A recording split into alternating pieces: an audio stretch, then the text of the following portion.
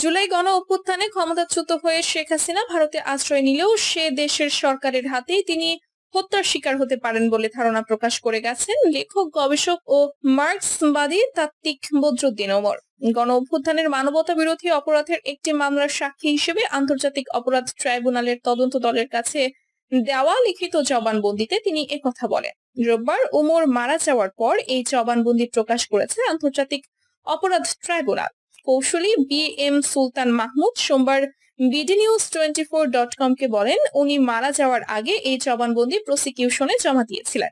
এই জবানবন্দিতে বদরুদ্দীন ওমর বলেছেন, ভারতের সহায়তায় কিছু অন্তর্ঘাতমূলক তৎপরতা চালাতে পারলেও জাতীয় রাজনৈতিক দল হিসেবে আওয়ামী লীগের পুনরুত্থান অসম্ভব। 1975 সালের 15ই আগস্ট যখন শেখ মুজিবুর রহমানকে সপরিবারে হত্যা করা হয়, শেখ হাসিনা তখন তার ছোট বোন শেখ রেহানা, স্বামী ও 2 সন্তান সহ বেলজিয়ামে অবস্থান করায় প্রাণে বেঁচে যান। এরপর তারা ভারতের রাজনৈতিক আশ্রয় নেয়। প্রায় 6 বছর নির্বাসিত জীবন কাটিয়ে 1981 সালের 17ই মে দেশে ফিরেছিলেন শেখ হাসিনা। বদরুদ্দীন ওমর লিখেছেন, শেখ হাসিনা দীর্ঘদিন ভারতে থাকার সময় সেখানে ভারতের সঙ্গে সম্পর্ক গভীর করেছেন এবং ভারতের গোয়েন্দা সংস্থা রয়ের সঙ্গে তার গভীর সম্পর্ক গড়ে ওঠে।